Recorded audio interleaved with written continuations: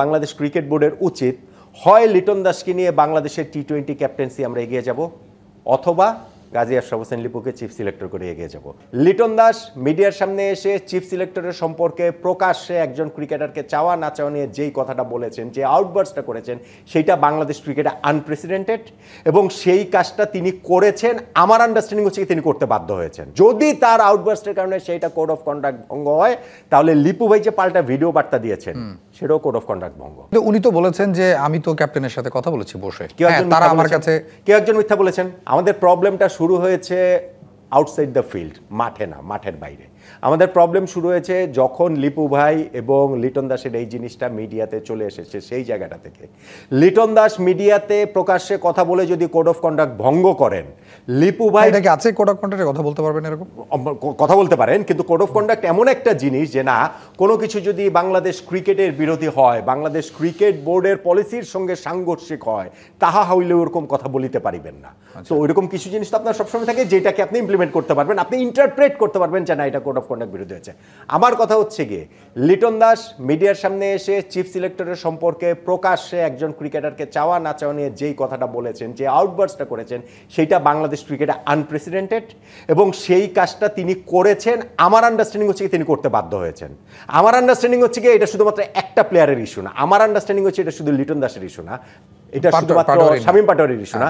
এটা তিনি নিশ্চয়ই সিরিজের পর সিরিজ হয়তোবা আরো প্লেয়ারকে চেয়েছেন, আরো প্লেয়ারকে চাননি।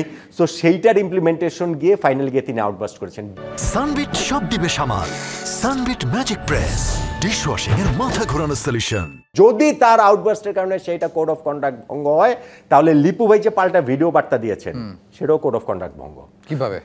অবভিয়াসলি আপনি যখন হচ্ছে আপনার ক্যাপ্টেনের নামে, মানে আপনার ক্যাপ্টেন এই কথা বলেছেন, আপনি বলছেন যে এই জিনিসটা তো ঘরে সর্ট আউট হয়ে যাওয়ার কথা। অবশ্যই ঘরে সর্ট আউট হয়ে যাওয়ার কথা, কিন্তু যখন ক্যাপ্টেন সেই কাজটা করে ফেললেন, তারপরেও তো ঘরে সর্ট আউট হতে পারতো না। কিন্তু উনি তো বলেছেন যে আমি তো ক্যাপ্টেনের সাথে কথা বলেছি বসে।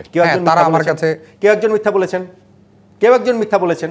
হয় লিটন মিথ্যা বলেছেন কিংবা লিপু মিথ্যা বলেছেন, কেউ একজন মিথ্যা বলেছেন। এটা তো এইটাতে আমি কিভাবে বলবো, এটা তো হচ্ছে কি একদম তাদের যোগাযোগের কথা, তাদের যে কেউই বলতে পারে। কিন্তু একজন মিথ্যা বলেছেন, কারণ লিটন দাস ক্লিয়ারলি বলছেন যে আমাদের সাথে কমিউনিকেশন হয়নি।